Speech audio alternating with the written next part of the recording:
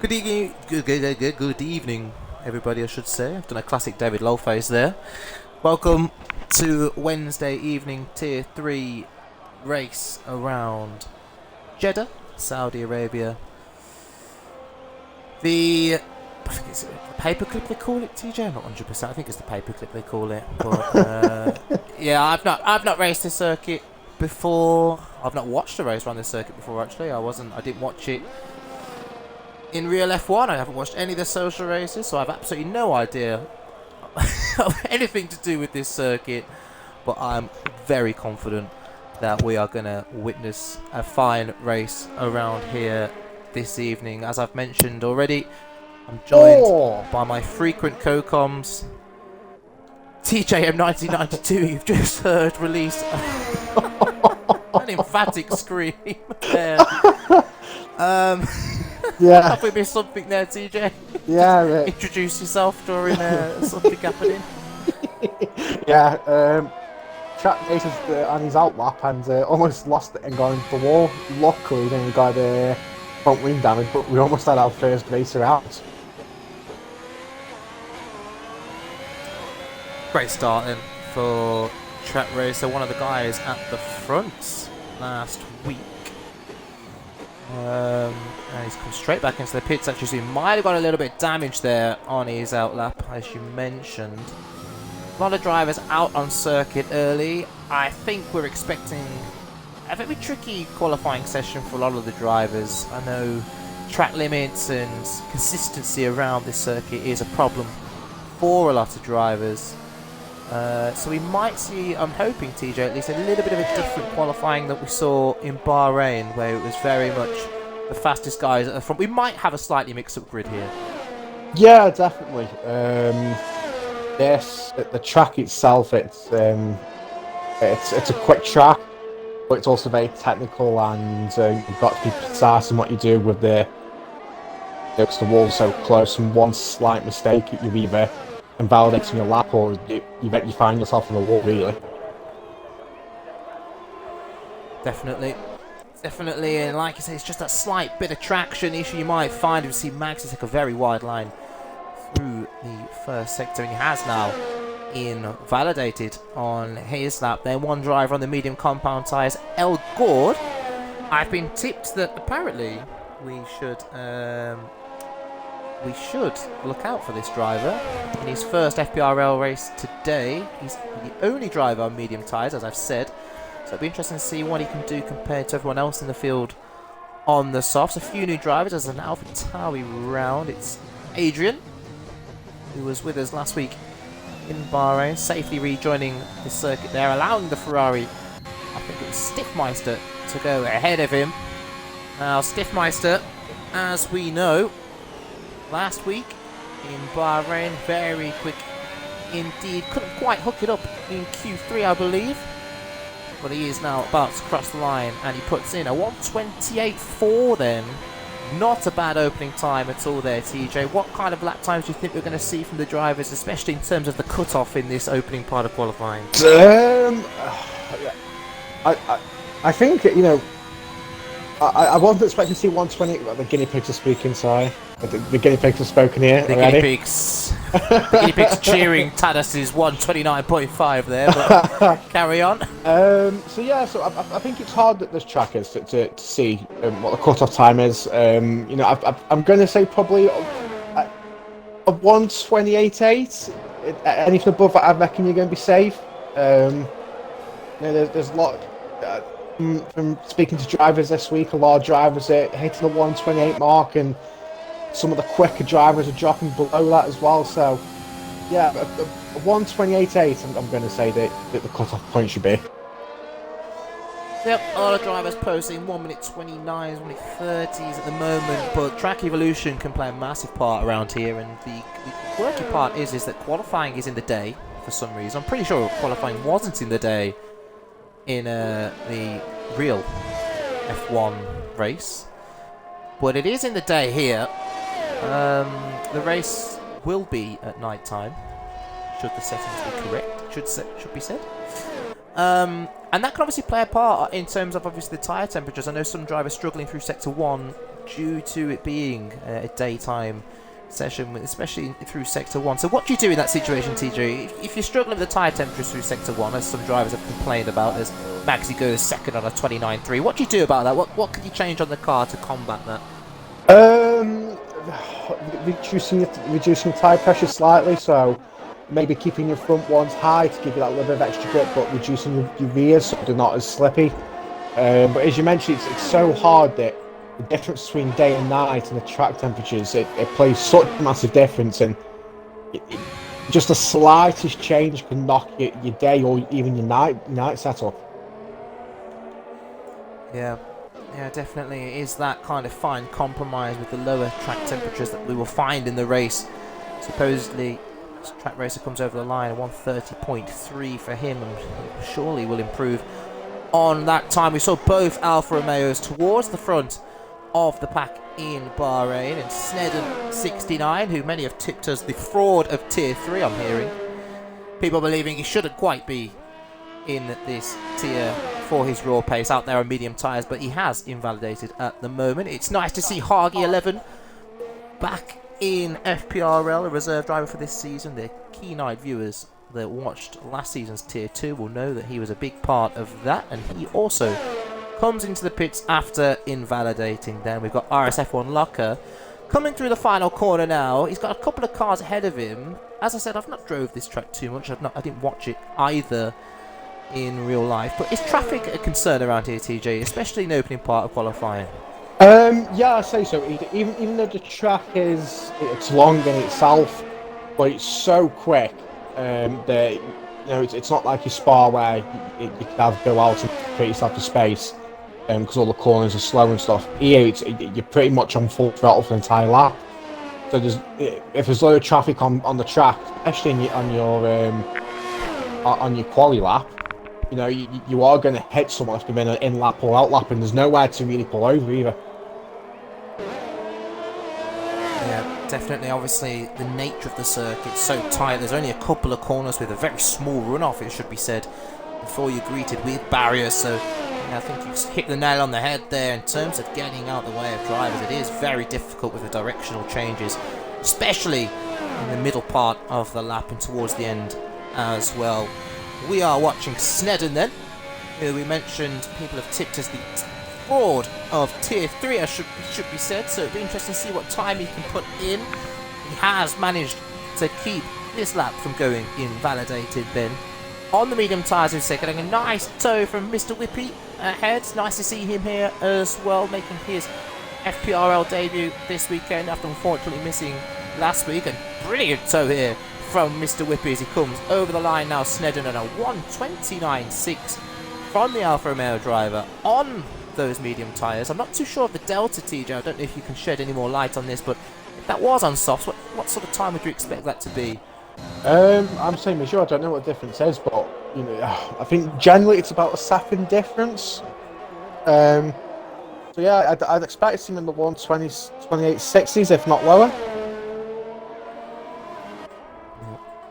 Well, that might give us a very spicy Q3 at the very least. Snedden, of course, looking to use the mediums at the early part. We've seen this tactic deployed a couple of times across the tiers last week in the opening part of qualifying. Usually drivers like to use the mediums for qualifying too. I think that's on par with the real world F1 races. But do you think it's a theme that drivers are using the mediums now in order to save softs for Q2 and perhaps start on the less favoured tyre in terms of strategy? Yeah, definitely.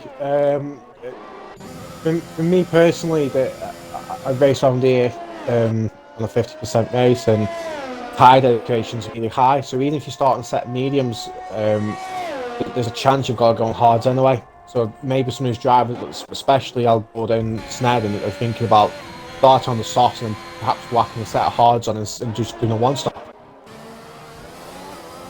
Whoa, and just to interrupt you there as Locker does a Max Verstappen into the final wall, abandons the lap. I think he was only slightly up on the deltas anyway, and he has come back into the pit lane. And who have we got out on track at the moment? Skippit. Nice to see him here once again in Tier 3. 16th at the moment, 1:31.0. He'll be looking to improve on that, of course, to get through to the second part of qualifying. Lots of drivers in the pits with 7 minutes to go then. One driver who isn't in the pits is Elgord 23, who we've been told to keep an eye on in terms of pace then. Still out on those medium tyres, persistent on the medium tyres. Based on these early lap times, TJ, your prediction of a cut-off of a 128 is a little bit out of reach at the moment. The only driver below that time is Stiffmeister, out in front. Elgord giving a bit of a love tap to the inside of the hairpin there. I don't think he's damaged, but he has backed off on the lap now then. I think there's a train here of 3 cars towards the end of the lap. Oh, looking to... Oh, and the Haas has had enough of it. I think that's... Is it Swilzer or Hagi? No, it was Hagi. 11 there. He has had enough. I think he's coming to the pits anyway. Trad Tracer continues on to his flying lap then. He'll probably need to improve on that 130.3. Pressure's on slightly here, I think, for Track Racer. One of the drivers who set the pace last weekend. And he probably does need to improve on that time, I would imagine. Yeah, definitely. As you mentioned, I think the 128.8 I set was really a reg, and I was basing that on Stiffmeister's time there. But yeah, 133 compared to the rest of the times, you definitely won't be going into the 129s, or if not a 130 flat. Yep, definitely. As I've just had a message in the stream, and there he is. Someone beat us to it. I'm not good. 2810. Oh! And Track Racer's just completely lost the rear end there. Completely off balance. Into the wall and out of qualifying. We have our first retirement then. I was just about to comment actually that all the drivers have kept it clean so far. Luckily no one was behind him because he was lying right in the middle of the track there, Track Racer. Completely, as I mentioned, loses the rear end balance, hits the wall, and he is out, and he was 8 tenths up, I could tell you, at that point on his lap. Yeah, I think that's the place he lost it on the outlap as well when he interrupted me introduction. So maybe he just didn't want to mess with the setup and leave it for the running at night. Yeah, it just seemed, yeah, as you mentioned, you were talking about it earlier, you did mention the rear tyres. It seems like he had no grip and into the wall, and Track Racer, surely one of the favourites for pole this week. Out then of qualifying, we have our second retiree of the session, I should say. Adrian retiring in the pits then. Very few drivers out on circuit still, everyone leaving it right until the cusp to get a final lap in. The drivers in danger at the moment are Skivid, Mr. Whippy, Jackie Crackers and Hagi 11 yet to set a time. We did have I Not Good join. He hasn't selected a car just yet. Don't know if he's watching the stream, but if you go to the spectator menu and choose the last remaining AI car and take control, my friend, you'll be able to get involved with 3 minutes 50 on the clock. You might just get one flying lap in with that time then. It is Liam Cornforth then who is going to be the first driver on a flying lap for McLaren. McLaren's very closely matched in terms of pace at the moment. TJ, I know you're very much rooting for the McLarens this week. Locker last week getting that win following the penalty to Stiffmeister as Liam Cornforth just invalidated on his lap there. But are you expecting Locker to be able to challenge at the front after his win last weekend, or do you think he's perhaps just going to be thinking about just getting a few points this week? I think he'll be wanting to be up front again. He's on real form currently. He's been doing a few races lately, and he's finished on the podium or fourth. He's definitely on form, and yeah, I'd expect to see him back up there again for definite. Yep, definitely hoping so. He did show, as you mentioned, good form last week to keep up with the drivers who we believe are fastest in this tier, and as I mentioned, he took the maximum of 25 points. I'll say maximum. He didn't quite get the fastest lap, but I don't think he'll care about that one after he got his first FPRL win last week. Then Mr. Whippy has retired now from 17th place. It was in the pits, so that's another driver that the others don't have to worry about beating too much, as we see another Haas there of Hargy getting a little bit out of shape.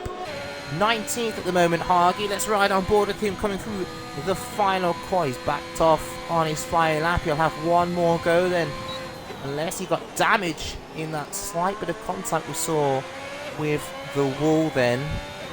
Let's see if he continues on his lap. Indeed he does then. So he's got one more go. He might have enough for two if he backs off this one actually.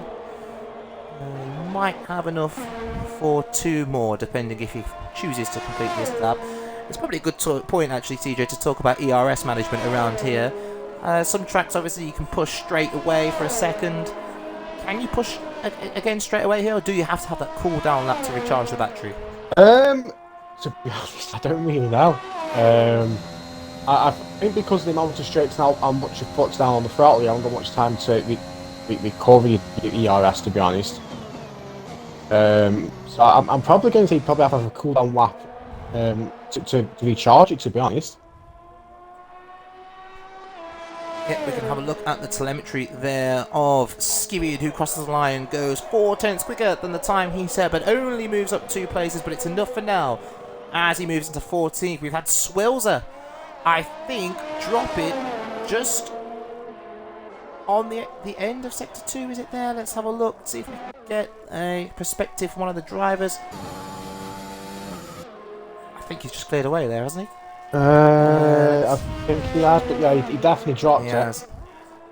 Yeah, definitely straight into the wall there. So Swilzer out as well. 16th will be taking no part in this qualifying session. The rest of the drivers, you can see, barring track racer Swilzer and Mr. Whippy that have retired, will feature at the moment later on in this session, depending on what Jackie Crackers, Hargy, and I'm Not Good is in his car. I don't think he'll get round again, though. He doesn't seem to be at a point in the track in which he'll the last few laps in 13 seconds now. Hargy into the pits as well, and Jackie Crackers as well in the pits, it should be said.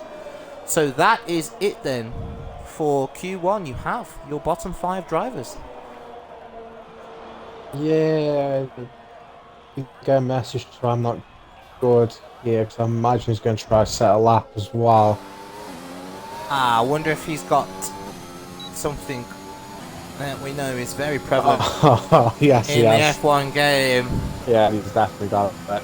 Well, he was 17 seconds late in crossing the line.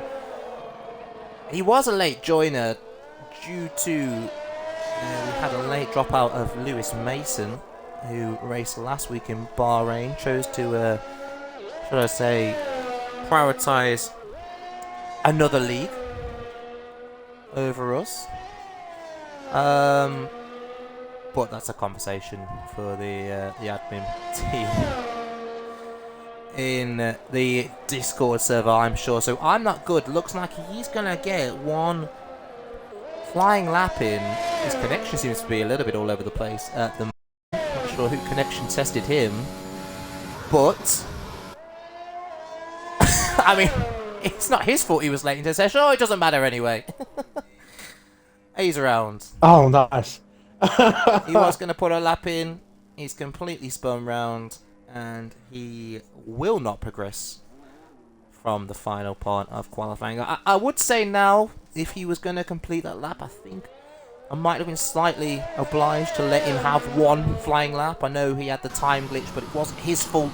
He came in late and he retires on track as well. Very sportingly there from I'm Not. I think we were going to give him benefit of the doubt with the one flying lap, but unfortunately he couldn't count, and he joins then 4 drivers in going out in Q1, and those 4 drivers are I'm Not Good, Hargy, Jackie Crackers, Mr. Whippy and Swilzer. And Track Racer will take no further part in qualifying. He did make it through Q1, but as we saw on stream, dropped it completely into the wall. Unfortunately for him, lost and parked it in the middle of the track pretty much with 3 wheels on, and he no further part in qualifying then. So only 4 drivers now can be eliminated in Q2. Looking at the final standings, it was Stiffmeister Tadas in his first race for him, and Adrian in 3rd for AlphaTauri.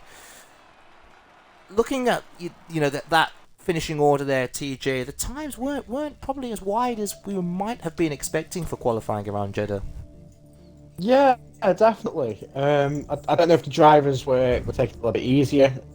Track limits are very tough around Jeddah. And with the few crashes we had, maybe the drivers just wanted to set a decent lap and get themselves through to Q2. Calm their nerves on a bit of practice. But it'd be interesting to see what the drivers can set here for that.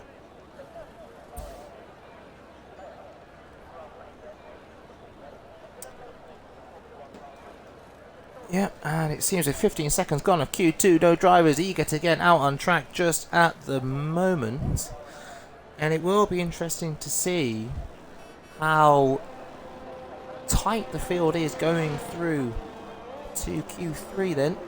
Final part of qualifying. If we get anything like the Tier 2 race was last week in Bahrain, that was mighty close, and we can only hope for something as close here. Of course, Tier 1 racing tomorrow at the same time, around the same circuit. Tier 2 racing Friday at the same time. Content Wednesday, Thursday and Friday. Then 3 races a week this season, up from 2 last year. And I think what that's done, TJ, is that going to those 3 tiers has really allowed us to get closer fields in terms of racing at the moment, and that's what we're seeing here in the early part of qualifying in this race for sure. Yeah, definitely. As you rightly mentioned, the Tier 2 race on Bahrain last week was unbelievably close. And yeah, we're seeing it right now in Jeddah Tier 3 that the time's that close, and I think we said it in pre-season as well that don't be disheartened if you get dropped down a tier or you don't move up a tier. It's just the drivers are that close and the time's that close. It's so hard to call. Yeah, and especially as we've seen one of the favourites probably for qualifying crash out in Q1. Track Racer will start no higher than 15th, depending if there's any sort of in-game penalties applied during this session. So that opens up a little bit more for perhaps the guys at the back that might not have been expecting to make it through into Q3 to have a go and really give it their all and make it through to that Q3. In terms of strategy, obviously, let's have a look to see what tyres drivers are on at the moment. It's pretty much a 50-50 split as things stand. There is 7 drivers on the softs. It's a completely 50-50 split. 7 drivers on the softs, 7 drivers on the medium tyres then. What do you think's the way to go, TJ, around here? Clearly the drivers think it's 50-50. No one can decide. What's your personal opinion and what do you think is the better strategy to go on around here? You see, so as mentioned in Q1, the tyre dedication around here is really high. The soft tyres obviously the quickies, but they'll drop off really, really quick. And you will have to go on the hards if you want to do a one-stopper. The mediums obviously aren't as quick, but they should last longer. But even so, I think if you still want to try to do a one-stop around here, you've got to go on the hards as well. So I think it's going to entirely depend on how the drivers, if the drivers just want to do a one-stop or whether they want to risk the 2-stop and perhaps do, medium, soft. Yeah, I know traction plays a big part in the opening part of the lap. Features slightly less towards the end of the lap in comparison to that Sector 1, as we see Adrian go fastest of those to set a time, because it's the only person set a time at the moment on 29.8. Magsy with a 29.4 to beat that, but there is a tyre advantage there for Magsy. We're watching go Haydo over the line on the medium tyres, a 130.7 from the Aston Martin driver. El Gord then with a 128.5. That's more like it. That's what we want to see at the front of Tier 3 then. A driver, as I mentioned before, was tipped to be fast in this tier, but Stiffmeister then briefly reclaiming the fastest time of Q2 by a smattering of hundredths then. Looks like it's going to be a really close fight between those two at the moment. Who else have we got coming over the line? Willy Bum has invalidated and comes into the pitch. So I think the next driver, if I'm not mistaken, is OMT T-Jerk then for Alpine. And he does indeed cross the line. And it's a 131.0 from the Alpine driver to go 6th out of the 6 drivers. that have set a time. STXR Racing also into the pits, and Tadas is about to start his flying lap then. So 6 drivers to get a time in. TJ, I know that we are 5 minutes into the session now. It's probably not as much as we were thinking. We saw plenty of drivers there kind of giving up on their efforts and just coming in to get rid of their tyres already. Yeah, definitely. The guys in the mediums are probably the most affected here. As we mentioned in Q1, that for some reason qualifying's in the day, but I'm pretty sure it was at night as well. And the difference in track temperature. So if the guys have got the setups for the night race, they're losing the grip in the day race because the temperature's that much higher. So the guys in the mediums are probably struggling with the less traction on the tyres. So yeah, it's an interesting, for definite. And yeah. Well, just as you was talking there, TJ, Liam Cornforth was sat the wrong way on the circuit. I think we've just seen one of the fails of the season in race 2.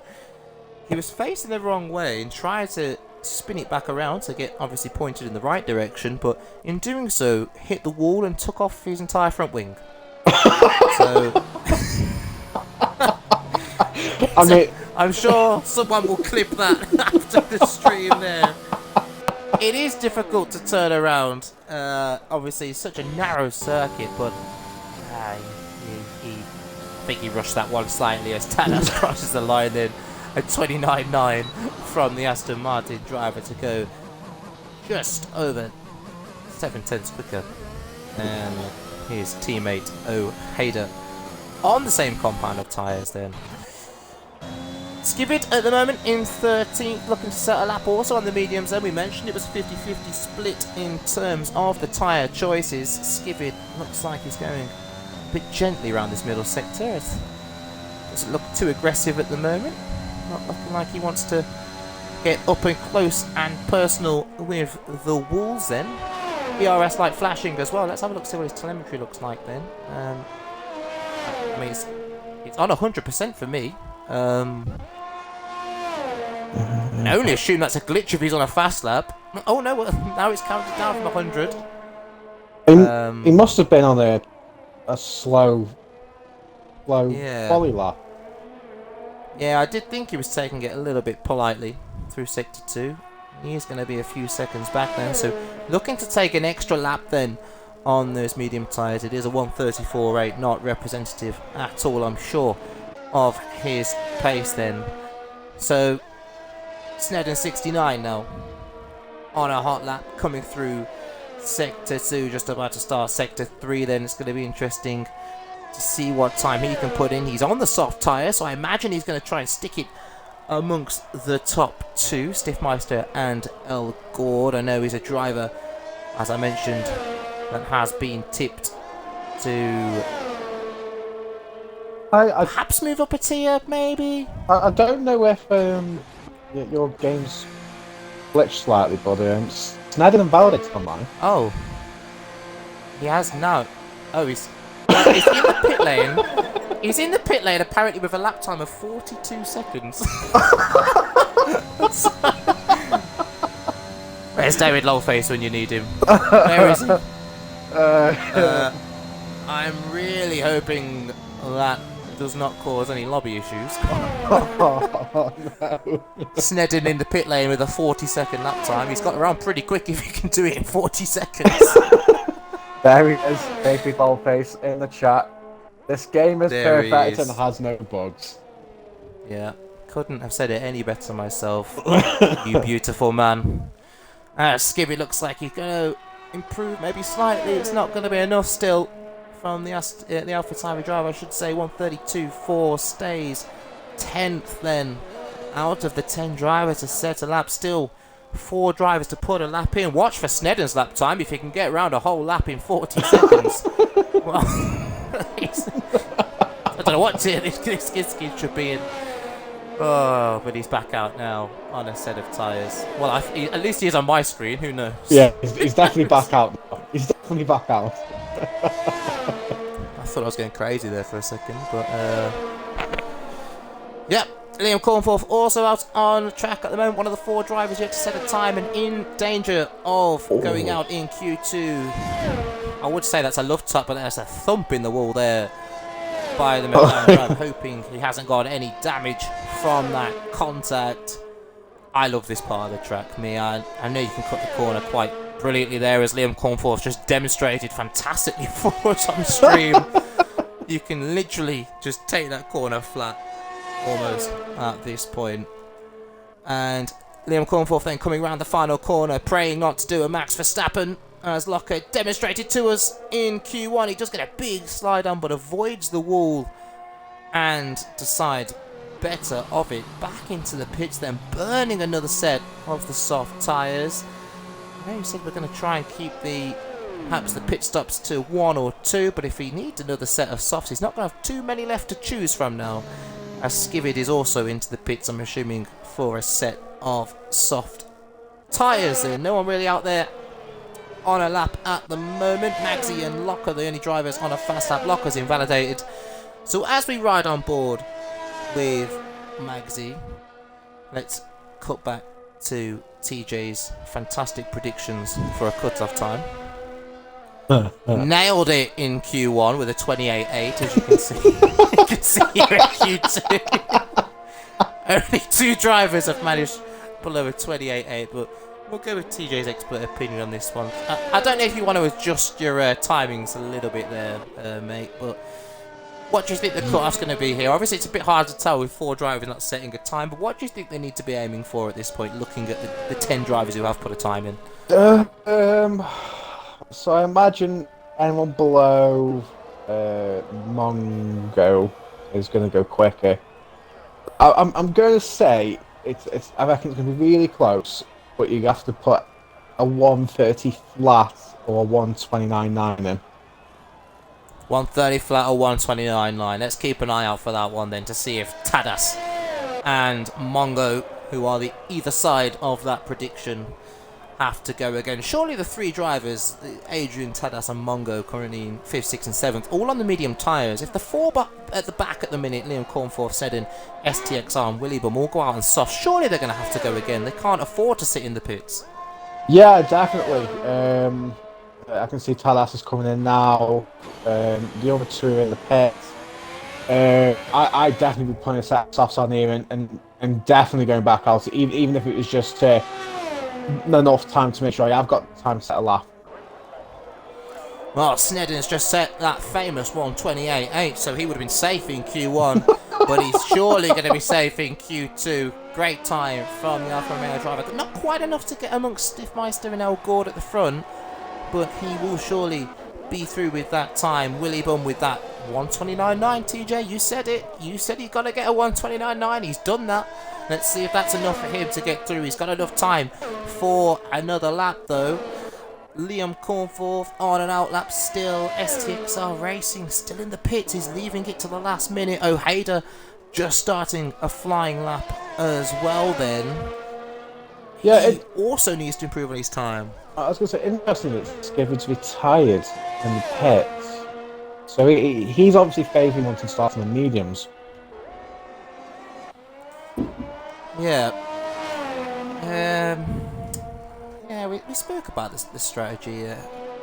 Some drivers do just prefer starting on the mediums. You can see the rest of the field have all swapped to softs now, perhaps with no preference.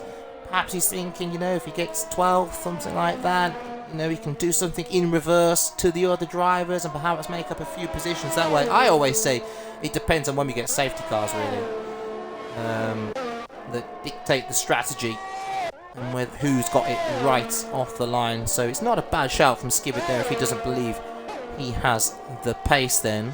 One driver that needs to find the pace is Liam Cornforth, driving around with no helmet on at the moment. A lovely balaclava there from the McLaren driver. Our Tier 1 driver, Shots Too Drippy, would be proud of that one as he comes through the penultimate corner into the final corner, I should say. Now it's all about traction here. He wants a good launch off this corner. You think he would naturally have the pace to make it through to Q3, but as he crosses the line now, is it going to be enough? just about at the moment. It's 9th place with a 1:30 flat then. Yeah, I mean it was close to call, but yeah, 130. That's right on the bubble, I reckon. O'Haider's on a quick lap now. So is Mongo and TJ. STRX Racing, he's going round, but he's left it really late to settle up here.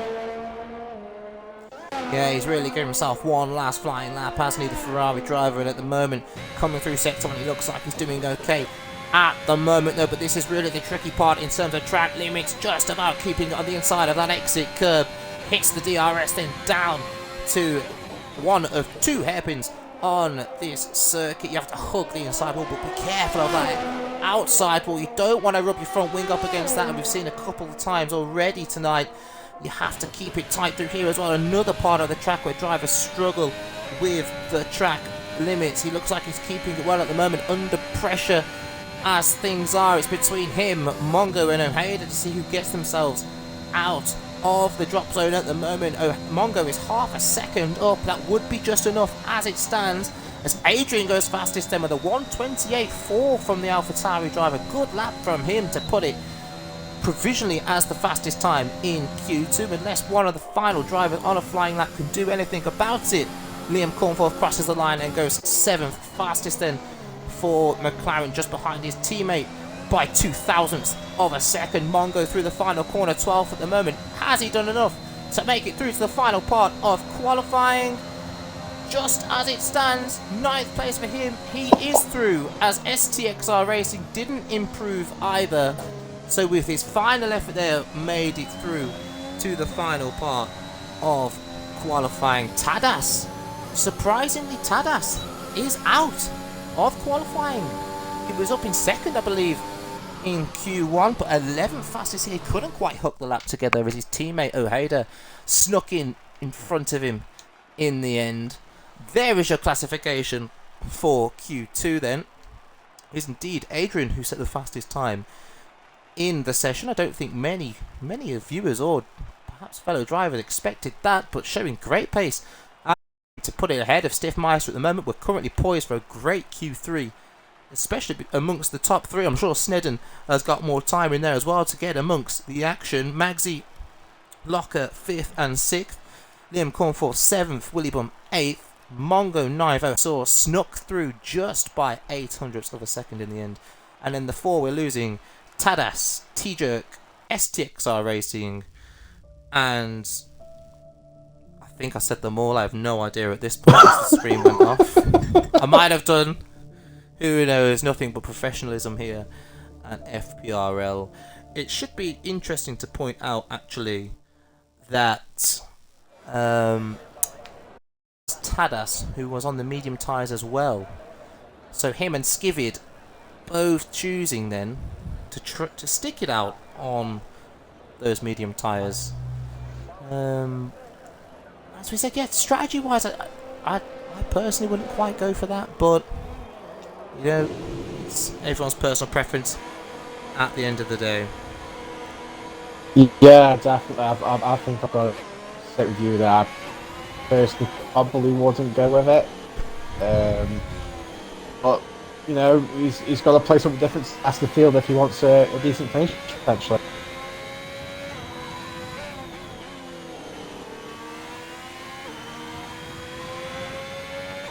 As we are seeing the drivers lead pits, Snedden's first out, followed by Stiffmeister.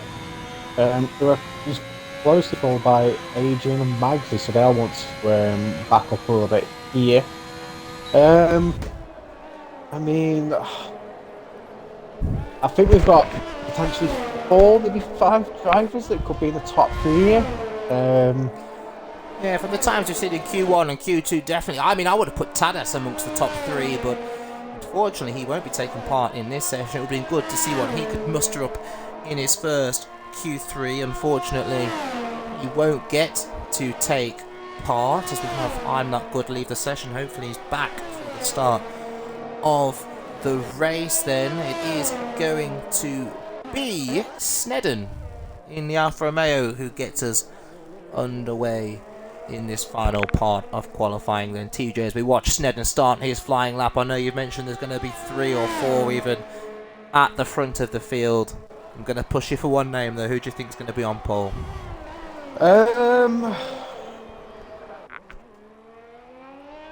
I think it's going to be... Don't take too long, the session might be over by the time you get to the decision. I mean, like, there's 3 or 4 drivers here that could do it. I'm going to put my money on Stiffmeister. Stiffmeister, we'll go with Stiffmeister. I'll go with Joe. After that Q2 pace, I'll go stick it on Adrian. I think Adrian might just about sneak it this week. If he could match that Q2 lap, I'm pretty sure he'll be somewhere up there. As we have seen during that conversation, Senna's kept it very clean so far on this lap, getting very close to the wall there on exit. In terms of setup, I know the wings are very, a kind of a bit of a debate around here in terms of what you run. Obviously, drivers, as you can see there, can basically straight line the final sector, so some drivers like to run a little bit less wings. But what do you think, TJ? I mean, do you think you change it slightly for the race, maybe? I mean, it's a hard one. It's you need the grip. It's like a preference at the end of the day. Yeah. It depends how comfy you feel on sector 1. You need the grip through sector 1, especially when you go for them tight, them really quick Asties, I'm going to call them. But then you need the wings at a certain level, so you've got the pace in the straights. So yeah, it's got to go down to driver preference, how comfy it feels through sector 1. As you were talking there, TJ, I was lost for words at that lap from Stiffmeister at 27.8 from the Ferrari driver. I think you might have put your money well spent there, backing him for pole position then. Absolutely fantastic time from him. O'Haider's going to cross the line next. I don't think it's going to get anywhere near the front 3, and it doesn't. It's a 29.4 from the Irishman over the line. Who is next to cross the start-finish line? It is going to be Willie Bum 7, who rounds off the top 5 with a 1:30.3. Next to cross the line is a McLaren of Locker, who is starting his flying lap. Oh, Gord with a 28.1 then, so that's not too far back from Stiffmeister, but I think, as I said, TJ, I think you've spent your money well on your bet there. Liam Cornwall 130 flat from the McLaren driver. I can't see anyone getting close to that time by the Ferrari driver at the moment. No, that's a fantastic lap, and it depresses me to say slightly, but that's quicker than my time trial time. So yeah, that's Stiffmeister fraud. Impressive. Stiffmeister fraud. There was a poll in the chat as to what people fancied for poll, but I can't see the results of that poll anymore. No. Pole position. If someone could just, Sergeant Marinov is in the chat, our stat man. If he can just tell me what the results of the poll were, that'd be much appreciated. We're going to see Mongo start his flying lap then for Red Bull. Come on, Mongo, let's get a good lap from you here. Sergeant Marinov says David Lawface won with 23 votes.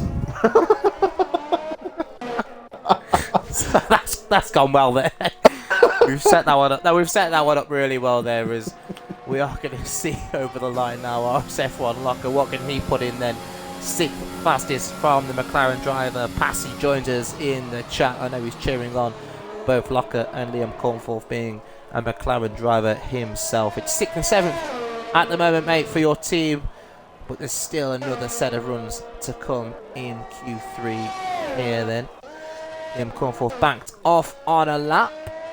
Maxi on an out lap. He's a little bit out of sync with the rest of the field then. 5 laps to go on an out lap. So too is Snedden.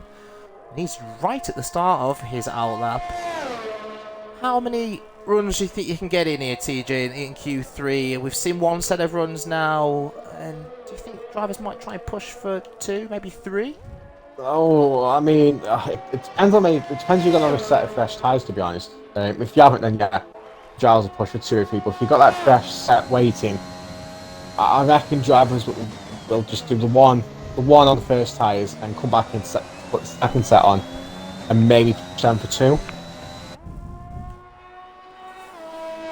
Yeah, those drivers that are out of sync, the Snedden and the Magsies of the race at the moment, might struggle to get those third ones in as Mongo the line 29.4 then for him. Not a bad time from the Red Bull driver. We love to see that for the Red Bull. Come on, the Red Bull boys. As Locker then is slightly up on his time, but choosing to come into the pits, as you said, probably looking to get a fresh set of tyres on.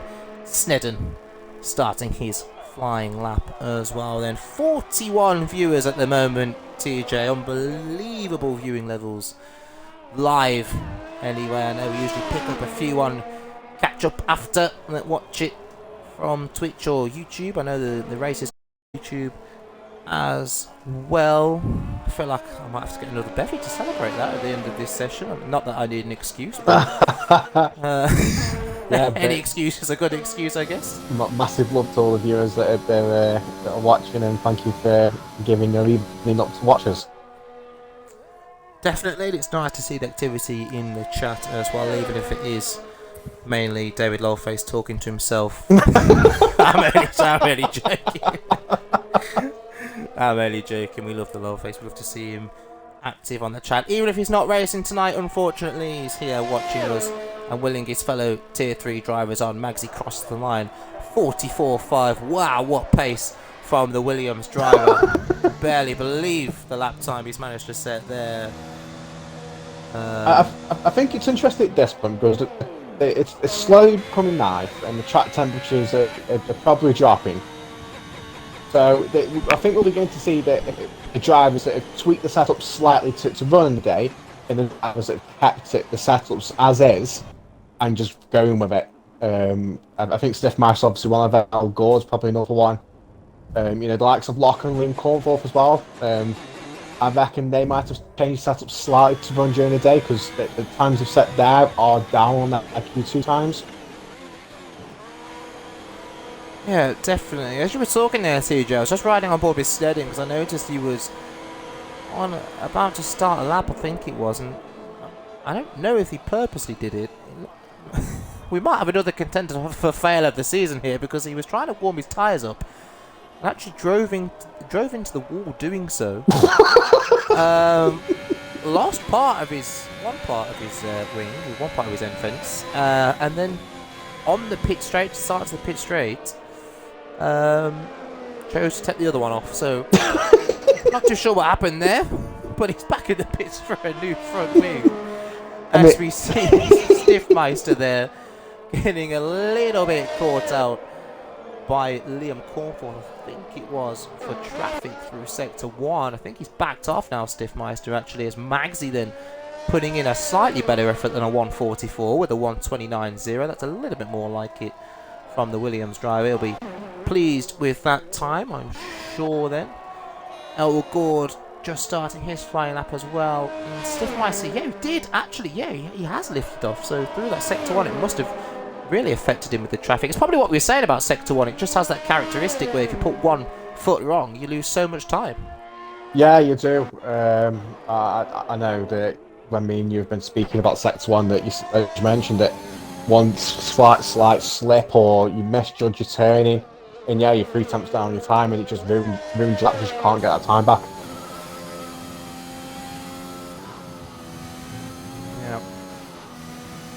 Yeah, but oh hey, they're showing us how it's done. Albeit it looks slow but safe through that first sector and backed up by the Delta time then, a 10.5 off on his best effort at the moment. 50 seconds left of Q3, so this will be the last lap for most of the drivers who are currently on a lap then. El Gord has invalidated with 40 seconds left. He might get round to do another time, providing he has got the ERS, and I assume he will. Yes, he has, as he backed off then, so he will get another effort then. Mongo crosses the line to start another flying lap then, so he will also get a time in. Snedden looks like he's managed to get back in, change that front wing, which he...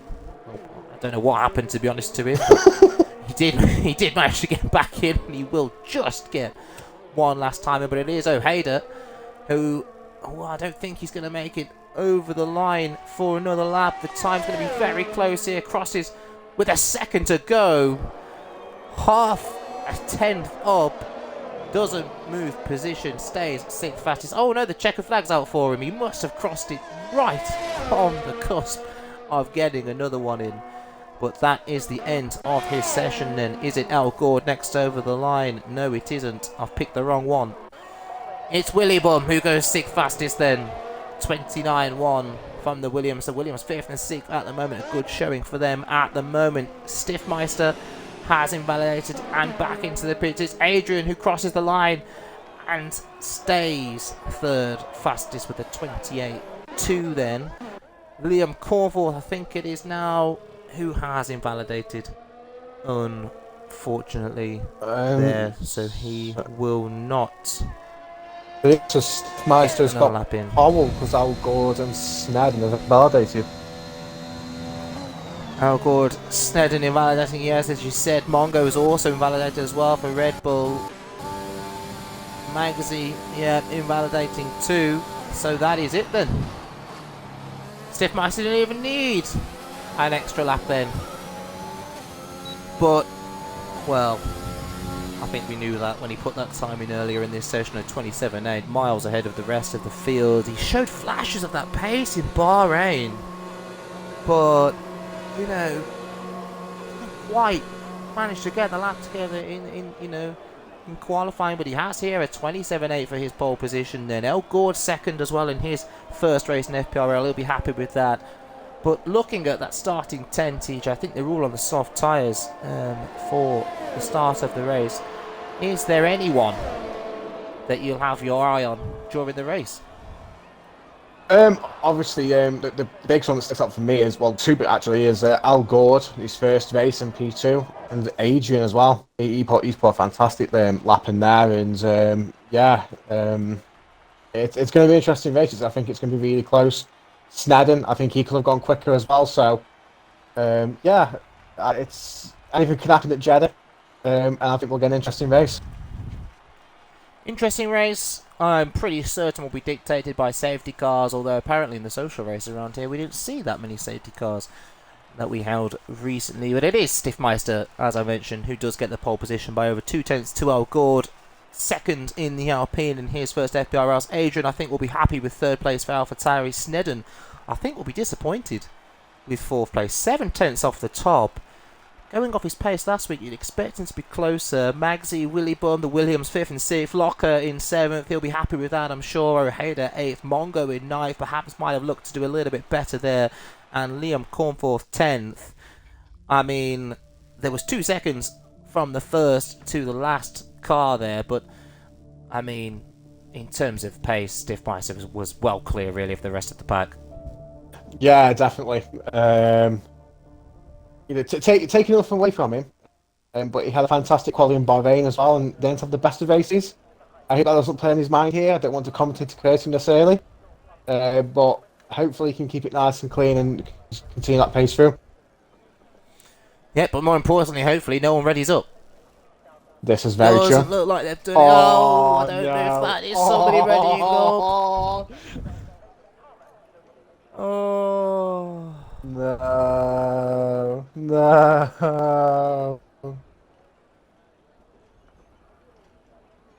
I mean, hopefully this is just the guys loading in, and it's and we've got nothing to worry about here.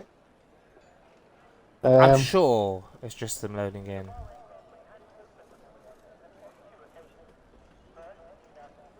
We'll find out very shortly. Oh, nope, no. It wasn't. Oh, no. Well, I'm going to quickly go and get a refreshment. TJ, you can talk me through this because I'm going to leave you in it. No worries, so I'll start from back of the grid. Our first our first debut driver, I'm Not Good 2810. Didn't have much chance in quality during media late, so it'll be interesting to see what pace he can pull off here. P19, we've got Hargy 11. P18, we've got Jackie Crackers and the other Mercedes. P17, we've got Mr. Whippy 4602, another debut driver. It'd be interesting to see what he can do here. P16, we've got Swilzer. P15, we've got Trap Racer. P14, we've got Skivid 92. P13, STXR Racing. P12, OMTT P11, Tadas 9770. And our top 10 in P10, Liam Cornforth.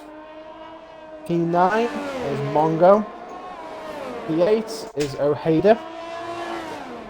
P7 is Locker. Then we've got the two Williams boys in P6 and 5 from Willie Bomb and Magsy. P4 we got Snedden, who'll be hoping for a bit more pace, I imagine, but he's a bit disappointed with his qualifying. P3 we've got Adrian. P2 we got Al Gord in his first race. Fantastic qualifying from this guy, and let's see what we can do in the race. And in P1 who was miles ahead of the pack, Stiffmeister. I'm back. I've done it. Got a refreshment. My mouth won't dry up now while I try and do this race start. Just wanted to touch upon, I think we found the culprits for the quick readying up. I'm not good, and Jackie Crackers.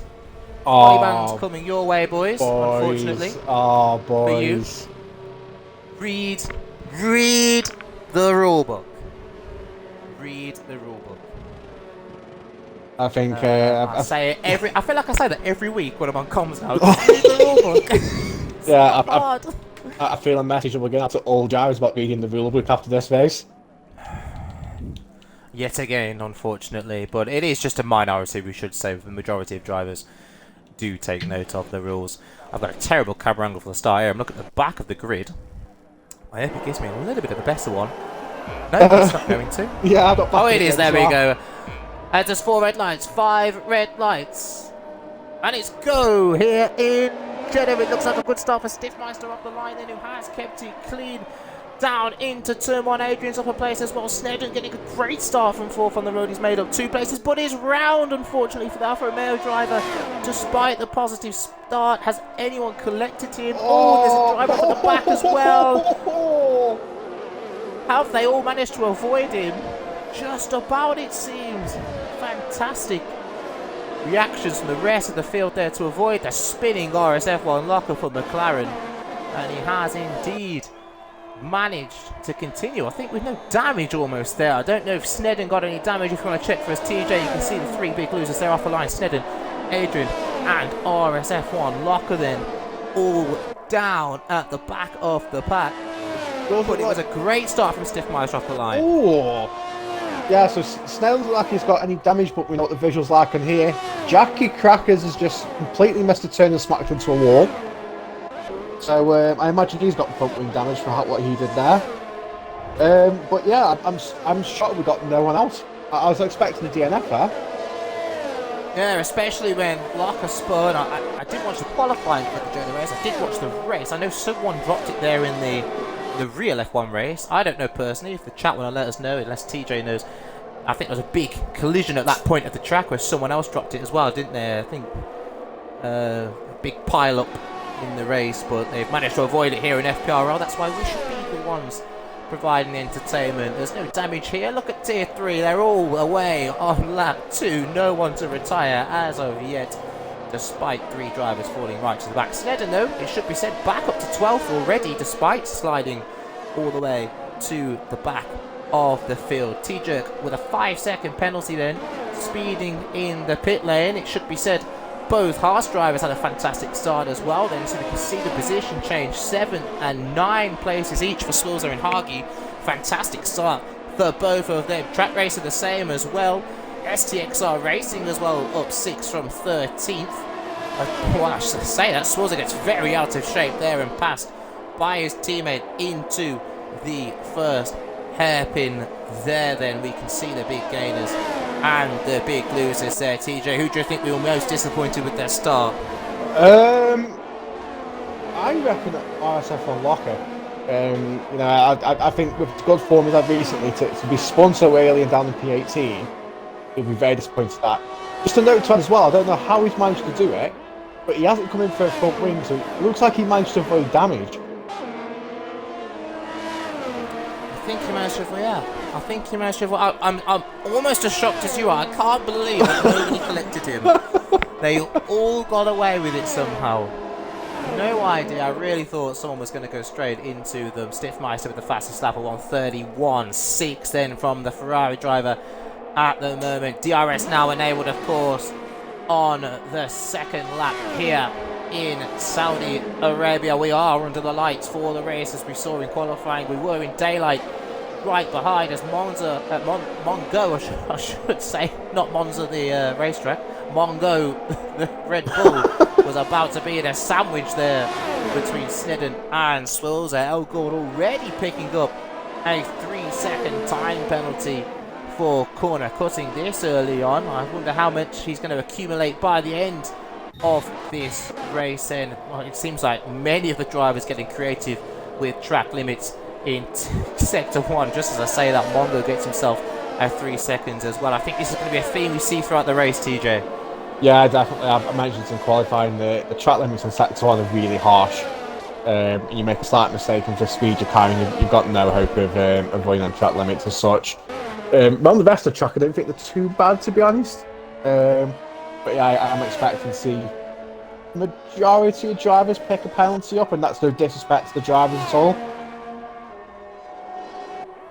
No disrespect to the drivers at all, but saying that, last week in Bahrain we saw some fantastic disciplined driving from this tier of racing, so perhaps they might want to take a leaf out of their races last week and try and avoid those penalties. Of course, we are susceptible to safety cars around this street circuit, very susceptible, it should be said.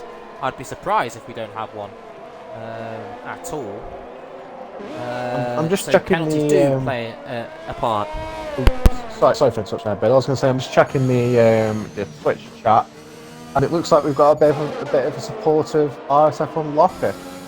Apologies, I'm not going to say your full name, but I'm going to call you Lulu, whose internet dropped as the incident happened, and quoted saying that he'll be fuming. Well, Lulu, I don't know. We're just going to call you Lulu from now on. Your internet dropped at the right time if you're an RSF1 Locker supporter, as he was the wrong way off turn 3, I think it was. So yeah, he's down in 17th now, looking to recover this race. Perhaps got just about everything crossed at the moment for a safety car to bring him back into this race. Then I think a lot of the drivers perhaps wishing for a safety car at the moment. Let's look at the gap to the leader already. I'm not good on lap 4. 51 seconds off the lead, then he's definitely got things crossed. I don't know how much you can cross, but he's definitely got just about everything he can cross to get that safety car to bring him back into play. Then I think we saw Willy Bum there leave the session.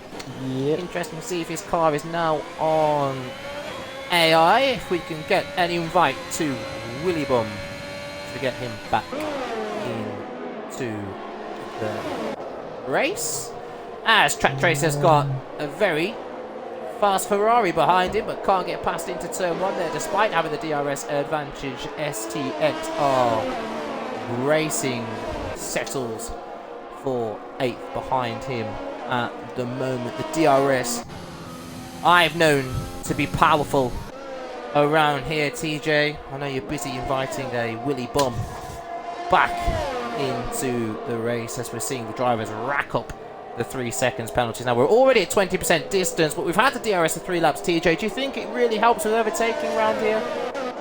Yes, it does. As you mentioned, it's really, really powerful. And if you've got the correct ring set up on, then yeah, you'll be seeing some overtaking, definitely. I think the disadvantage is the drivers are close, so I'm looking at from Willy Bum downwards, a potential to have a bit of a DRS chain. If you get a bit of a chain, I don't think it is effective, because you're trying to overtake a car in front of it that's got the same power as you've got. So yeah, it's going to be really interesting to watch. Well, STXR Racing was on the offensive on the previous lap, but now he's struggled to be on the defensive as Snedden gets past the Ferrari driver and into 8th place on his comeback following his first lap spin.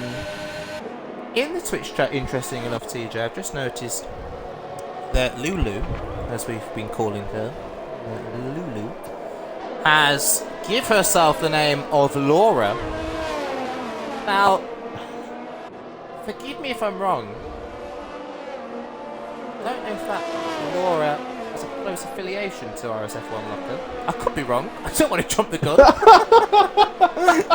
I'm going to be very careful of the words I use.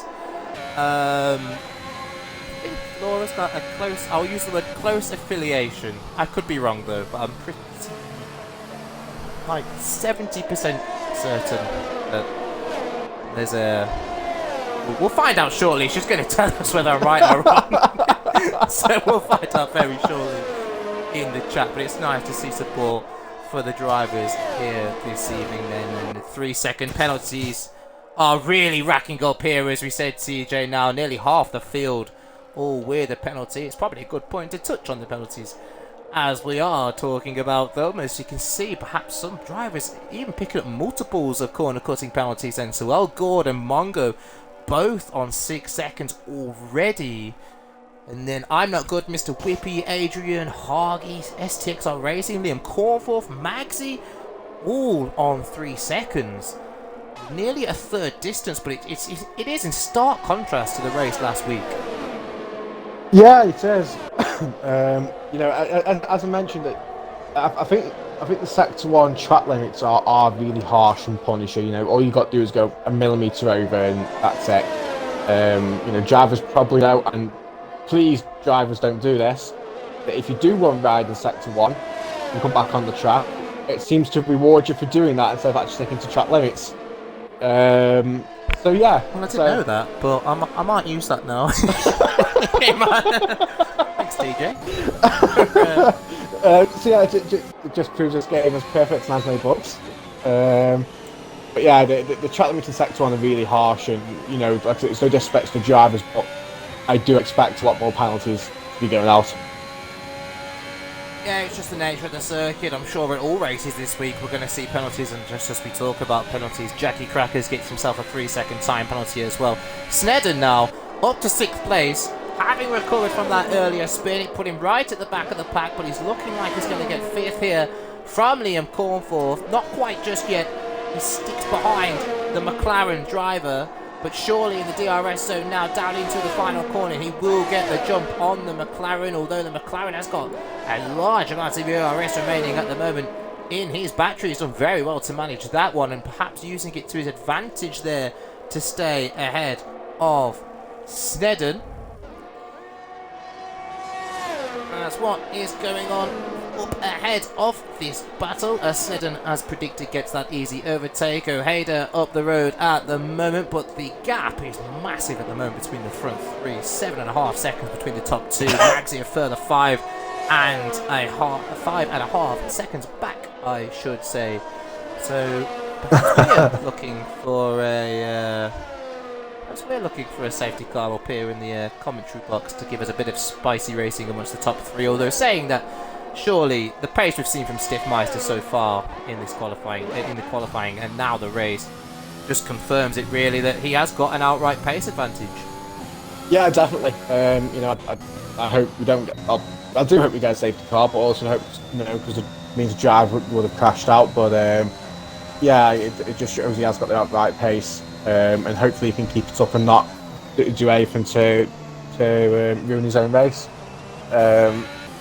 I have got to say, I'm just checking the Twitch chat again, and you were right, Biddle. Laura, I was just going to mention it. Laura is RSF1 Locker girlfriend. Big up supporting him. We love to have you here, Laura. Thank you for joining us and wasting your Wednesday evening as well as RSF1 Locker's Wednesday evening by letting him race. Thank you for letting him out on the 5th of March. And can I just say, what a fantastic shoey we saw from you a few months back. Tremendous effort from yourself. Yes. Well, I'm hoping it was you, unless it was Unless it was another woman that was in locker that night. I'm assuming it was you. I'm only pulling your leg. As Ojeda at the moment, 2.8 seconds back off Magsy. The gap is coming down. Not coming down enough at the moment. Then Snedden in the pits already, CJ. Yeah, that doesn't surprise me. As mentioned during qualifying, that the tyre deck round here is really high, and I expect most drivers are going to look to come in at this point.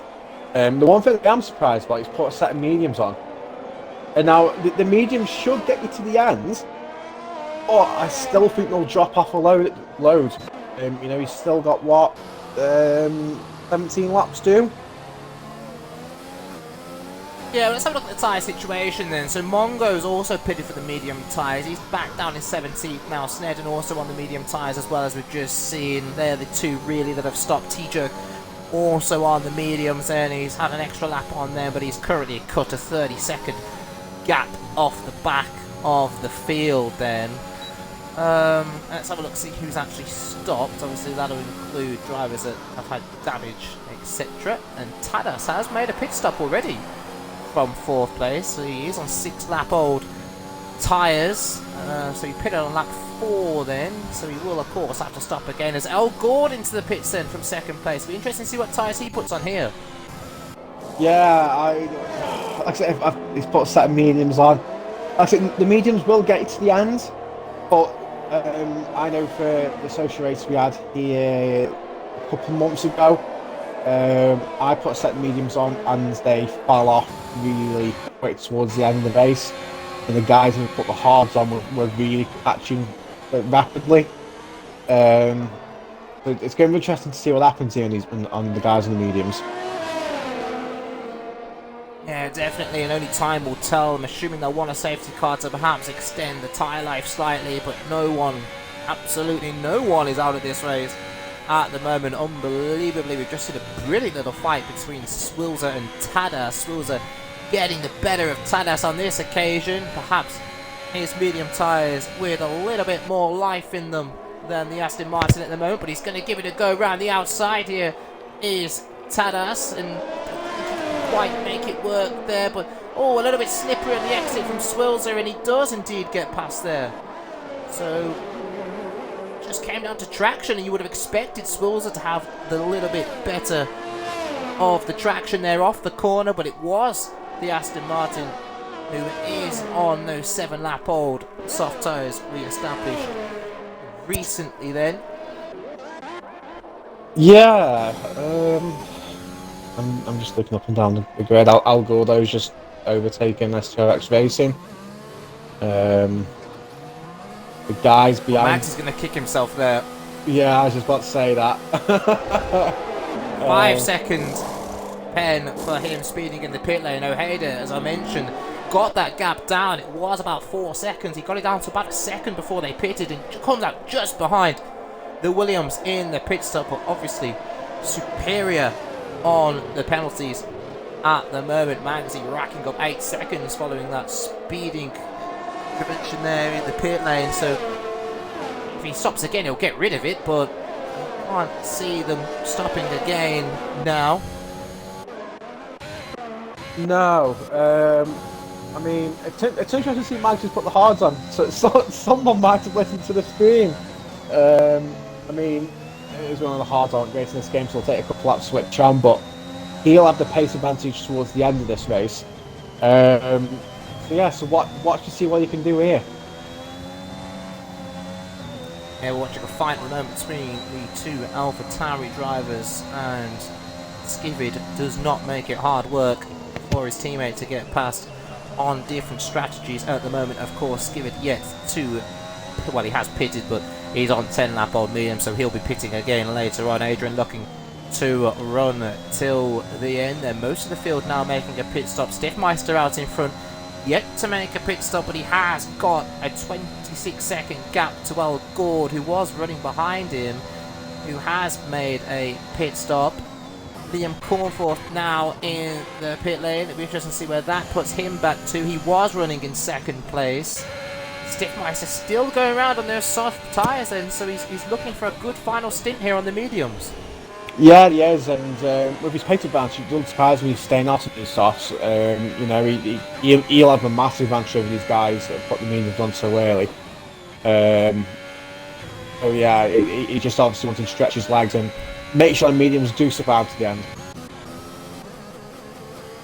Well, what'll be interesting for me here is this battle between Ojeda and Magsy. We just see Magsy running with Hagi, who seems to get all out of shape and has let them both through then. So it'll be interesting to see here who has got the strategy right, of course. Magsy on the hard tyres, Ojeda on the mediums, but Ojeda was catching Magsy before the pit stops, and so trying something different perhaps to get that pace advantage, it should be said, Magsy, because he knows that on the same strategy, on the same tyre, Ojeda's got the better of him at this stage. Yeah, he does. Apologies, I'm just trying to get Admot Good back into the game. I saw he left. TJ tending to his guinea pigs. That's what. Yeah, putting his mic off, aren't we? Yeah, the guinea pigs are speaking as you were speaking, and I'm not good left, so I was getting him back in. It's all just gone off in the past couple of minutes, and it's all going off in TJ's house at the moment, but it's all going off with guinea pigs involved. As Ojeda does get past Magsy as we thought he would, making those medium tyres work a lot quicker than the hards of Magsy. It'll be interesting now to see how quickly Snedden can get the 3-second gap down to Magsy now with that tyre advantage. Yellow flag out on the circuit. Let's try. Oh, safety car! Ooh. Why is the safety car about? Well, I'm on board with Track Racer now. He's got no front wing. We saw him spin. He's got no front wing. No one's retired from the session. That's why I didn't think there would be a safety car of any kind. But he went round. I think there was a couple of drivers that got caught up in that instant of Track Racers, and the game is adjudged to bring out a safety car. Yeah, I mean that's really strange. A virtual safety car, fair enough to just get rid of some of the debris on the track and stuff. But a full safety car when no one's gone out, that's an interesting call from Michael Massey. Interesting, very interesting. You wouldn't expect that, especially as we run in the league reduced safety car. You would not expect from that level of incident for there to be a safety car, but there is one. It's took us to half distance to get one. We still have 20 drivers running and going round. Let's see who comes into the pits. And Skibbit has come into the pits and put soft tyres on then. I mean, that's very optimistic there. I mean, Track Racers dropped it again! Oh, no! And he's left the session. Oh, no. So what Track Race has done there is he has lost his front wing. He's left the session. I'm going to say it's pretty much as bad as retiring on track, but he's basically rage quit there, and it's not been a very good Saudi GP from Track Racer, one of the fastest guys last weekend in Bahrain. Yeah, I think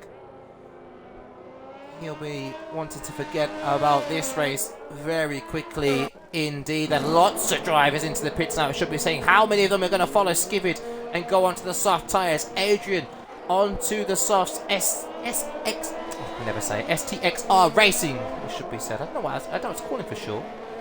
He is onto the soft tyres as well. Hagi, Snedden, Magsy and Swills are all opting for the mediums then, but there is 12 laps to go. Of course, we're still behind safety car. Hagi's got a penalty behind the safety car. Fantastic. Lovely stuff there. Yeah, I mean, it should be said that there is 12 laps to go, but the field is spread out, so we could possibly get another 2 laps behind the safety car here. So will they get the soft tyres till the end, those drivers that have chose to go onto the softs? Yeah, I reckon they'll get to the end. I mean, obviously, the cars haven't got as much fuel on board now, so there'll be less education, tyre dedication. I can't say the word. Tyre wear. It's alright, we've both drunk a bit too much at this point to be able to speak English. So yeah, so we'll call it tyre wear. There should be less tyre wear Yeah. on the tyres now. So yeah, they'll get to the end, but once again, I imagine they're going to fall off pretty quickly. Yeah, I imagine they will get to the end. With the safety car as well, with the 2 laps to go, I mean, you're probably looking when the safety car comes in, there's probably, let's say 10 laps if it comes in at the end of lap 16. It might be 9 by the time, obviously, they come in at the end of lap 16, it should be said. Yeah, for me, Tadas at the minute in 5th place. He went out in Q2, but we saw he had pace in Q1. He's on the softs now. The guys ahead of him are all on medium tyres, and they've done a couple of laps on them. El Gord's done 4 laps, but surely he's going to have a massive pace advantage. Yeah, you'd imagine so, for definite. It's because he'll definitely have the better. He'll have the warmer tyres, obviously, to do safety car restart with. But the issue is the lack of overtaking spots here, especially in turn 1. Obviously, he'll have the better grip going around that sector. But last thing he wants to do is go too quick and smack into the back of Liam Cornforth or another driver. So he's just got to be patient with it, I think. Yeah, he has got to be patient. He will have the pace advantage. He doesn't need to go risking things. He doesn't need to burn those tyres up too quickly to give the medium tyre runners an advantage towards the end of the race. It's always a good point in the race to go back to the chat while the safety car leads them round. So let's see what the viewers think then. At the moment, we've got Haas Master Plan. Don't know why. 9th and 14th. It's not looking great for the Haas team at the moment compared to Willy Bum and Magsy at the moment, 6th and 7th, and indeed the Aston Martins as well, 3rd and 5th. They're having a great race so far. Track racer for fraud of the day. Well, I think that's pretty much confirmed, and hopefully the day can run for 24 hours and not at midnight, because he's had an awful performance here in Saudi. A defo quali and race ban, says Adam J. People know Adam J more in the league as Collateral Ads. Coming down harsh on track racer there. Ash JJ. It's a TS9, I'm pretty sure, so he's dreading this track. Aren't we all? So why is Swilzer on mediums? I'm sorry to interrupt you, Bill, but while the safety car's still out, my phone's just gone off. And, I know what you're gonna say. Yeah, the sponsor. I was getting that to that part. I've just sent a message. We've got 5-second penalties coming in. I just noticed 5-second penalties for Lockyer and Mr. Whippy, and who was that at the top of the screen? Was that Adrian? I don't know. I went off there. I think it was Adrian. Adrian got a 5-second penalty for crashing in the safety car. Argy or someone, because one of them's got 14 seconds, 11 seconds, and Mr. Whippy 11 seconds as well. So contact under safety car. I mean, Talk, boys. Why are we so close to one another? I mean, it's a safety car with a whole lap you've got to go around. I mean, I'll quote one of our famous drivers in Tier 1 that you must always leave the space. Yeah, well, I'm not sure he come up with that quote, but he does quote it an awful lot. Sponsor of the week, as you were touching on, TJ, as they're getting around the midpoint of the lap, then bevy of the week. I already know the answer to this, but you can tell the viewers. Yep. So my bevy of the week this week is Monkey's Foot Shoulders, which is a whiskey. It's a nice Monkey Shoulders. Oh, go on, sorry, Bedwell. I was going to say Monkey Shoulders in honour of Monkey Boy, of course. Yeah, of course. You'll love that. But it's a very nice blended malt Scotch whiskey. Absolutely fantastic. What's your bevy of the week? Well, as a safety car announcer is going to come in, my bevy of the week is a plain old Jack Daniels. Neat over rocks, of course. The only way it can be enjoyed, really. I don't mind a bit of Coke with it, but it's I'm more of a neat kind of guy. Stiffmeister seems to have gone already on the restart. They're not hanging around. Oh, he's backed off. Oh! He looked like he went for it. Backed off. He's got Teja who's unlapped himself there for Alpine. Stiffmeister now seems to miss his braking zone into turn 1 on that restart, then goes a little bit wide. El Gord looks like he might have made it past the Ferrari, then he has indeed there, and Ojeda now right behind him as well, looking to go the inside, but backs out of it at the last moment. They both make it through the corner. It looked like they were going to come together there. There's a yellow flag out. Someone has had some kind of contact somewhere. There's penalties being dished out left, right and centre for track limits, but they have all got away cleanly. But Stiffmeister there missing out on the restart. Yeah, it's obviously warmed his tyres up and off. I mean, as you say, he was late on the brakes, went deep in turn 1, and yeah, the tyres just wasn't been warm enough, which is always the best going in the mediums. Well, on the restart, we did say that Tadas was going to be the driver we're going to keep an eye on. He's already got past Liam Cornforth, who is now got Maxi all over the back of him as well as we come towards the end of lap 17 then. Tadas now only 3 seconds, less than 3 seconds, it should be said, off the lead now, but with that tyre advantage. Surely he's going to cruise right up to the back of them as we've got Stiffmeister over the back of El Gord at the moment. Can't quite get past. No DRS, of course, to assist him in an overtake, but will he need it coming off that final corner? Looks like he's got better traction, but El Gord has found the straight line speed and looks like he will keep the lead at least for this lap then. Yeah, I mean, obviously Stiffmeister's got his temperature as the tyres. With the pace he had, he'll be definitely wanting to get past Al Gord here, especially knowing that Tadas is close behind them softs. Yeah, really, Tadas now, really, what at this stage, Ers TJ flying out the way of the leaders and looking to perhaps not give El Gord an advantage, perhaps from DRS when he's activated the next lap around, or was he just being shown the blue flags, but he very respectfully got out of the way of this leading battle then. So Stiffmeister then looking like he's all over the back of El Gord. Surely it's not going to be long before he passes the Alpine. Not sure where he'll do it, of course, whether it will be this lap or the next, but he'll want to get past him as quickly as possible. As you mentioned, Tadas surely is going to cruise up to the back of these two.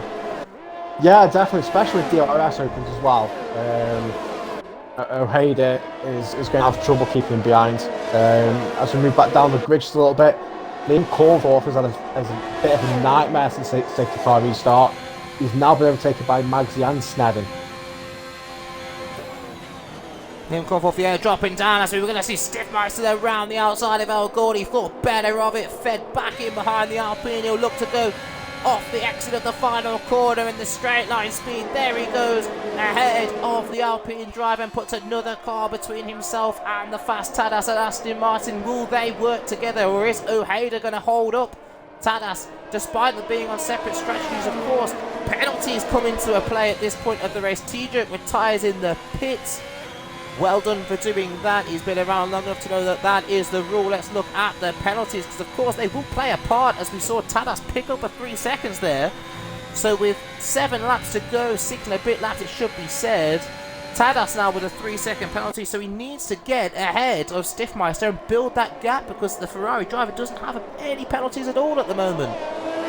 Yeah, I mean, fantastic to drivers that haven't picked up penalties, and no disrespect to drivers that have got penalties. And Mongo's dropped it. Safety car.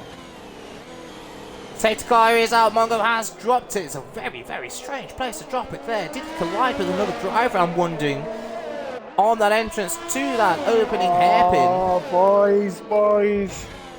Hardly another 5-second penalty. I mean, not sure what's happened there. Come on, boys. You've got to leave the space. Yeah.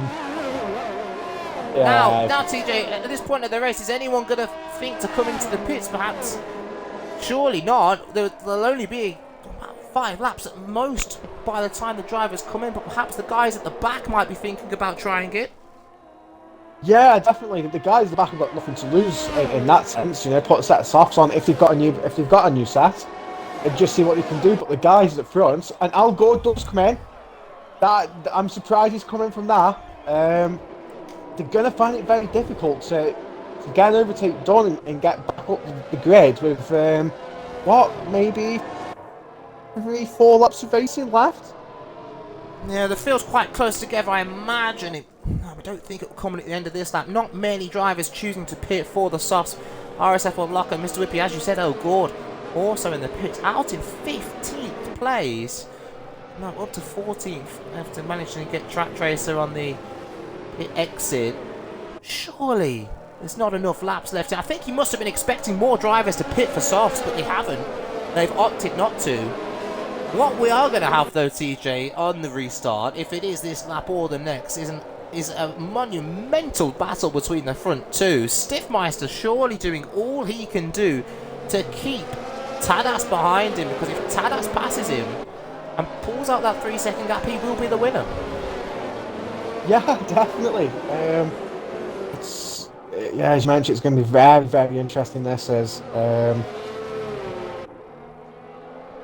Apologies, I've just been tagged to invite Willie Bum again. Willie Bum seems to have connection issues this evening. Oh dear, that's a couple of times now. He's unfortunately left the session. Let's see if we can get him back in, at least for the safety car restart. So, as I'm hearing on the Twitch chat, Snedden, who is currently in 5th place, is telling us, TJ, that Tadas needs to pit because he's only been on softs. Once if you want to check the race director, yeah, I'll check the race director. That's a bit of inside information there. Yeah, I mean, that's hard to keep up with. Yeah, I don't know if did he not start on the mediums? I know he qualified 11th, but I thought he qualified on the mediums. Race director, pit stops. Tadas, where are we? TJ with the information here. This could be race changing if Tadas needs to pit. Stiffmeister is correct. Tadas started on softs. He come in on block 14 for softs. And hasn't pitted since. Well, there you go then. I mean, we were talking about an excitable restart. I mean, Tadas then. I'm not quite sure why he wouldn't come in to put a set of mediums on under the safety car. That's absolutely bizarre. Absolutely bizarre. He's only got 3 seconds worth of penalties. He's done 2 soft stints then, as you've said, and as Snedden correctly informed us in the chat. Thank you very much for that one, Snedden, because that is absolutely bizarre. The only time I remember this happening in the league, I think it was back in Monaco last season. The only time I've ever seen this in a race was Monaco last season. I think Ali Ferrari, pitted on the last. I could be wrong. In the Tier 1 race, he pitted on the last lap for a different compound of tyres. People in the chat will now rip me apart for that one, because it probably wasn't Ali Ferrari pitted on the last lap. I probably dreamt that somewhere. Someone pitted on the last lap of Monaco. I know it was definitely Monaco. Oh, Hardy! Jesus, yeah, he's having a nightmare. Oh he's having a nightmare. 24 seconds of pens. I mean, he's pinned 10 seconds off with severe collisions of the safety car. Yep, that's not gone well for him then. So the question is now really, when will Tadas pit? Because we know he has to pit again. As I mentioned, it's such a rare occurrence. I've only seen this once before in an FPRL race where someone has not opted to do both tyre compounds at this point. 6 lap old softs for him. He will have the pace advantage, but when will he choose to pit then? So at the moment, Stiffmeister sitting pretty. I wonder if he knows the same information as us. I've got a terrible camera angle for the restart here. It's finally adjusted itself. TJ leads by the restart. Yeah, so Stiffmeister goes away. He made sure his tyres are warm there. As we get down to turn 1, yeah, he's kept them nice and warm, nice and clean from the top of the drivers. Adrian's dropped back a little bit as the drivers took on. Jack Crackers is out. He's retired in the pits. STRX Racing spun it at turn 2. But looks like most drivers got through there nice and clean. But yeah, Tadas, what are you going to do, lad? I mean, There's not a lot you can do from What? this point. No, definitely not. He's carrying a penalty. He's got to serve another pit stop. We're informed by the race director, so that second place is pretty much meaningless at this point. STXR Racing will be disappointed to go around. He was having a very decent race for him until he obviously spun. Now running at the back of the field with Hargy just ahead of him, who has the 24 seconds worth of pens. Lost. I think it's Liam Cornforth's facing the wrong way. Like Liam Cornforth has just dropped it and lost part of his front wing and was facing the wrong way. As Hargy's lost his front wing as well. He doesn't get in the way of anyone else, very respectfully there. So, well done to him. It is still Stiffmeister leading the way. It is Tadas in second place, but it very much is not really second place for him at this point. So, well, we might have to get a calculator out here, TJ, because we've got 24 seconds, 21 seconds, 11 seconds. God knows how many 6s, a 9, an 8. I'm pretty sure I'm not going to call any kind of race result at this point. I'll let the game decide for itself. There's way too many penalties, but if there's one thing we can be sure of at the moment, I'm pretty certain that Stiffmeister is going to be the race winner as long as he keeps it on track. And, you know, TJ, despite Tadas having that pace advantage on the tyres, he hasn't closed up to the back of Stiffmeister. No, and this is what I was sort of covering on the safety car when you come in for his tyres, that he definitely have the pace advantage to start with, but even though the cars are carrying less fuel, the tyre wear would still be high. And yeah, this is just repeating what I thought would happen, that the tyres have just dropped off completely. As you can see, Magsy behind him's catched him, and we already know Tadas hasn't got P2, but Magsy will get the stolen car. Oh, as we've seen Adrian be really squeezed up the wall there by Elgord. I'm not sure Adrian will be too happy with that one. Elgord trying to make those soft tyres work for him with only 3 laps to go, I should say. But Adrian got really forced up the wall there, and I don't know if he'll be sending perhaps a clip of that to the stewards as Ojeda goes round. Oh, what a shame. Ojeda is round.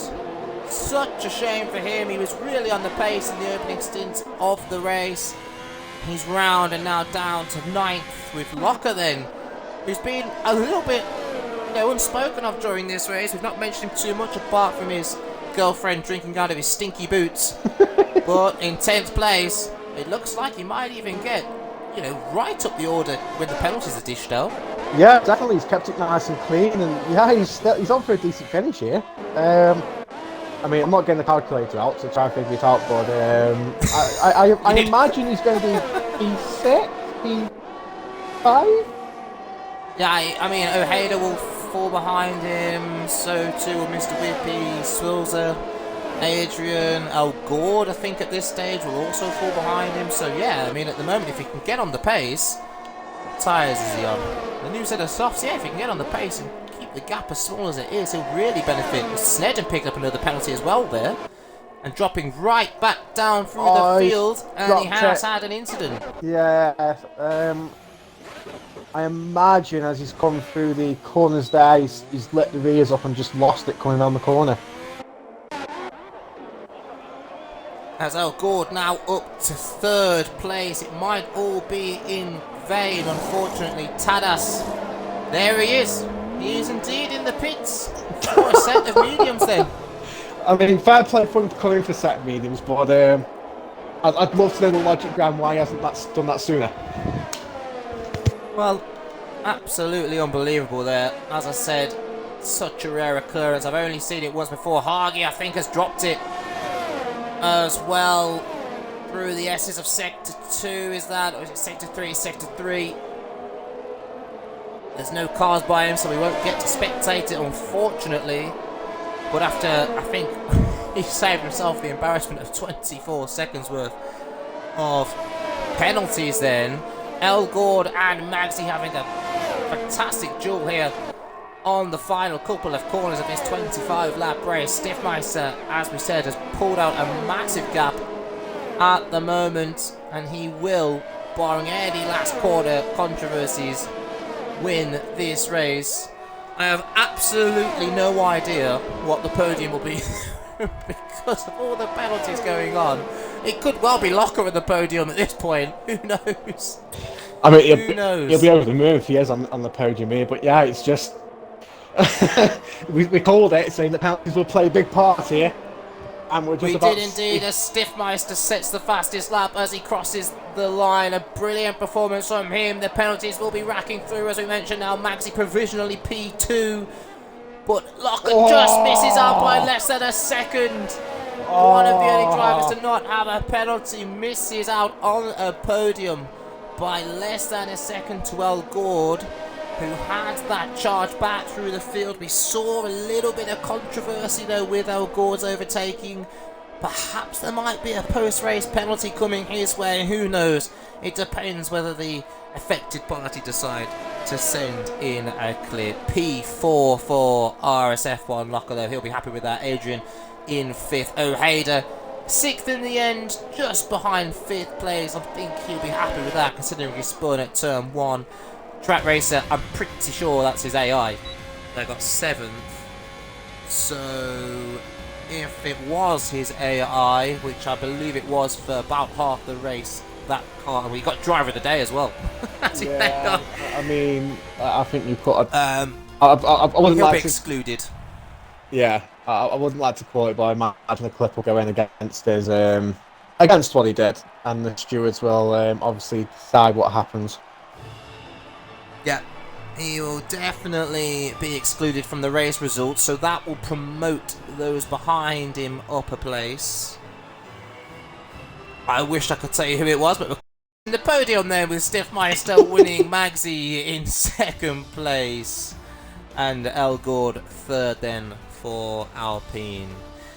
There is your final classification as TJ gets his little picture taken of the times. Stiffmeister who wins, Maxi 2nd, 3rd RSF1 Lock, as we mentioned, just missing out on a podium. Not even his girlfriend, who was watching in the chat today, could quite bring him the look of a podium, but a tremendous performance from the McLaren driver still. Adrian Ojeda 6th. We touch on Track Tracer's AI going around, so he will be excluded from the final results, which will promote everybody else up a place. Swilzer Tadas will take 8th and 9th. Skivid up to 9th place. No, Swilzer and Tadas will get 7th and 8th, I should say. Skivid will get 9th. I'm Not Good will take the final points paying position in 10th, providing there was no other AI cars I didn't quite notice. And then Mr. Whippy, STXR Racing, Snedden, Hagi, Willy Boom, Liam Cornforth, Jackie Crackers, Mongo, and T-Jerk round out the classification. Then we have our first of the podium finishers in the party. Let's try and get a hold of the other podium finishers whilst we are doing this. Magzi and L something. Oh. I forgot his name. El Gord, and I'm just trying to game it. El Gore, that was it. I was going to say El Gore, but yeah, Al Gord. Let's get him in then. We've only been speaking about him most of the night. I'm interested to hear if he thinks any of his overtaking actions. I've gone into a time trial here. I don't think the viewers would like to see my time trial. It's gone well. You know, you can watch me if you want. It's gone well tonight, as for definite. Yeah. David Lowface, in the stream, it should be said, has touched upon my confusion between Al Gore and Al Gord. Al Gore, of course, fantastic American president, I believe. Who knows? I don't know what I'm talking about at this point.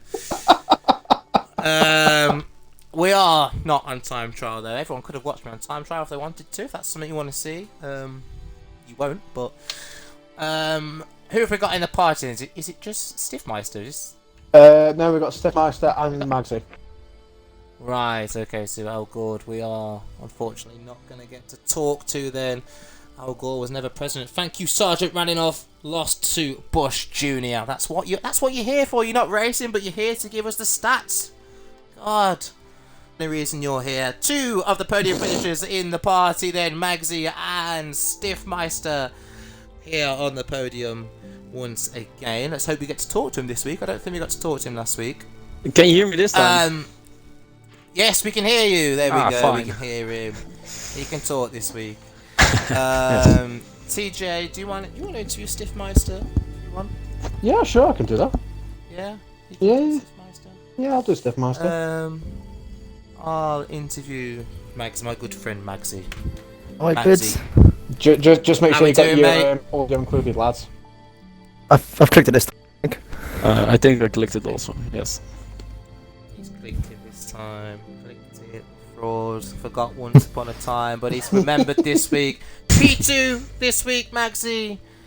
I mean, it all came down to penalties in the end. I know you didn't quite rack up as many as the rest of the field yourself, but I just wanted to touch on qualifying first. You didn't quite have the pace, did you, of the front 3 runners at the end of the day? No, I think I fiddled with my presets a bit too much, and I just couldn't find that sweet spot, if you know what I mean.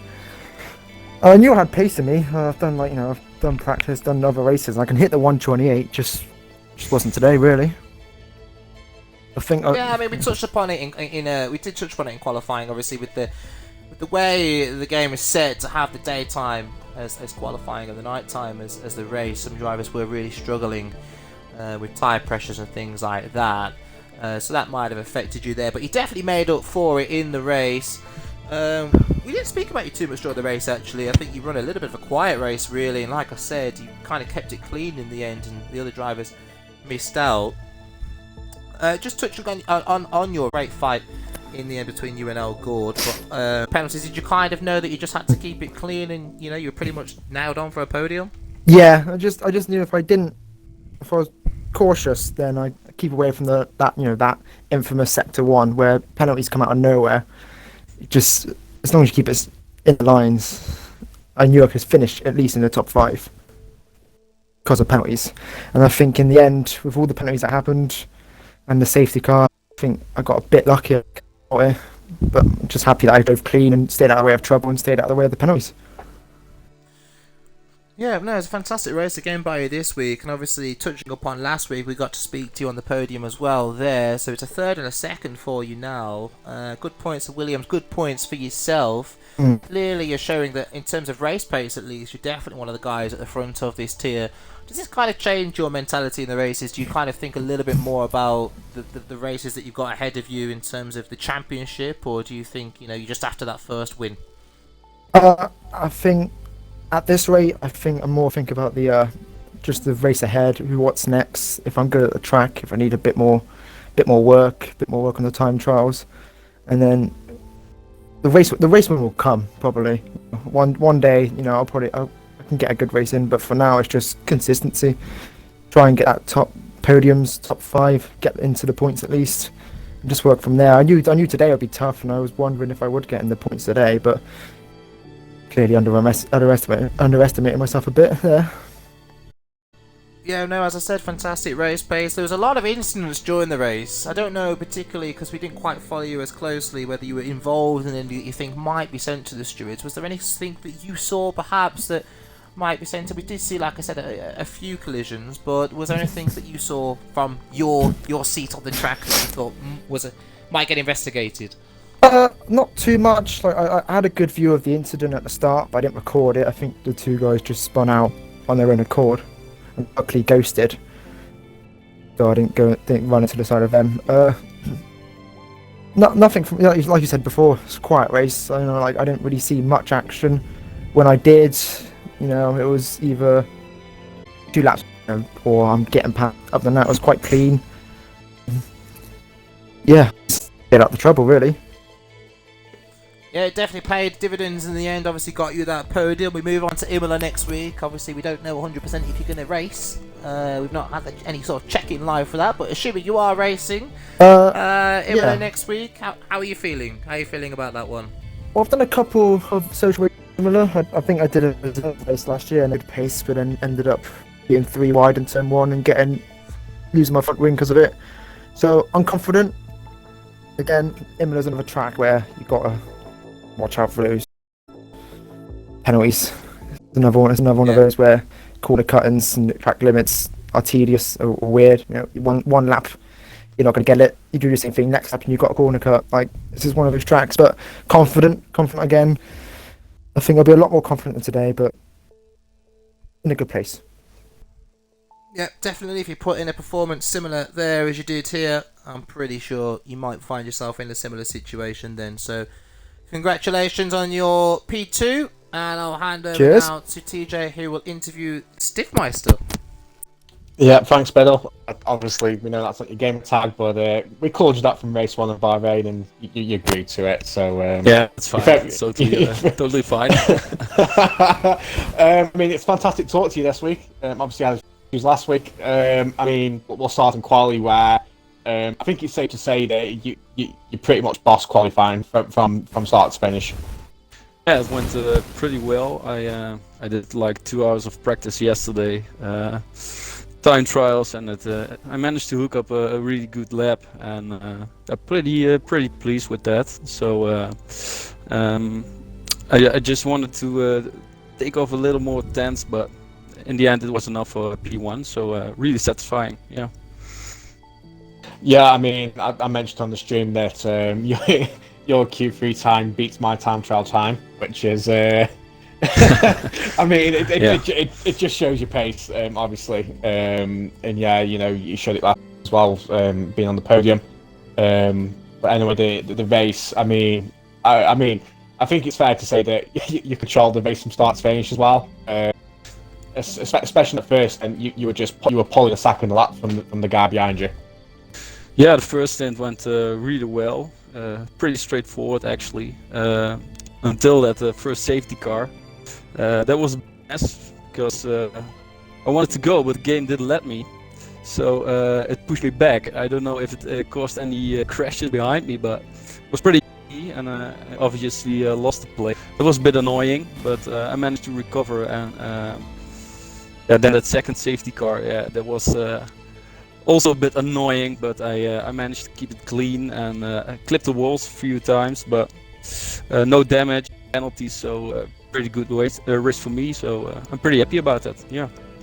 Yeah, I mean, we saw on the stream that on the first safety car restart, you went and you just slowed down completely. And we did wonder what happened, but it makes sense how the game slowed you down. I don't know. It was pretty annoying. I just went, and for like 2 seconds later, the game completely slowed me down, so it was a bit of a panic. Because you get that effect where everybody bunches up, so I was a bit worried, but I don't know, were there big crashes behind me, or? No, I don't think so. I mean, obviously TJ managed to get jump in, unlap himself a little bit. I can't remember seeing any crash on that one. And yeah, as you mentioned as well, that you're one of the very few drivers that managed to not pick any penalties up. Especially the pace you had as well. I mean, that must have been the worst one is. Yeah, it's pretty hard, but when you get in that rhythm, it's quite fun actually. I didn't think I would say that after this race, because I was a little bit afraid for this Jeddah track, but it went well, and when you get in the rhythm, it's pretty fun if you hooked up. So it was pretty nice. Yeah. Yeah. I mean, obviously, as Bill said to Magazine, that the check-in hasn't gone live for next week's race. Assuming you're going to be there, but obviously we're racing at Imola. Did you like Imola? Have you done any practice at it? Yeah, I don't know if I can race because I'm a reserve driver, but if I can race, it's not my. I mean, I cannot manage to hook up between the lines. Track limits are best, so if I can race, I will do my best, but I don't know. It's not my best track for sure. Yeah. Yeah. I mean, unless Bill's got anything else to say, then I mean, congratulations on your P1. Magsy, congratulations on your podium as well, mate. And I'll hand over to Biddle. I have got one more question for Stiffmeister, actually. We saw your pace last week in Bahrain. I know you didn't quite hook it up in qualifying, but we saw you had fantastic race pace. We saw your true pace in qualifying here in the race. you had over the rest of the field. Do you think that warrants a move perhaps up a tier maybe? I don't know if that's something you would be interested in, whether it's something you think, given the pace advantages that we've seen in the past 2 races, that you could perhaps fight with the guys in tier 2. As you said, I mean, it's TJ said he's put a faster time in than him, and he's obviously one of the drivers in tier 2, and I know he thinks he's one of the perhaps mid to higher pack drivers in tier 2. So would that be something you were interested in? He will definitely think about it. More fun for me if the league is more competitive, of course. But I don't know. I like this league so far. It's actually my second green behind the ears. But I don't know. Maybe. Yeah, I'll think about it for sure. Yeah. No, yeah, fantastic, and I'm sure that people will be in touch if they believe that you perhaps should think about it a little bit more seriously to move up to tier 2. But well done on your win today. Well done on the start of your season as well. And like I said, congratulations to Magsy as well. That's what we've got time for this evening. Unfortunately, El Gord couldn't be with us to discuss his podium. I would love to have got his opinion on the collisions that he had late in the race then, which we might see some post-race penalties applied. If there is, it will be posted live to our Twitter account, so make sure you're following us on there. I think it's the Fair Play RL. I think that's the handle, if I've remembered that correctly. It might not be, who knows. But follow us on there and you'll get any post-race updates there. We are live, as I said, tomorrow with Tier 1 around the same track at the same time, 8 PM GMT around Jeddah, and Tier 2 on Friday as well. Join us next week for the Tier 3, and it will be around Imola at the same time. I'm sure it'll be a fantastic race round there. But that's all from me and all from TJM this week. But we will see you next week, as I said, for the race around Imola.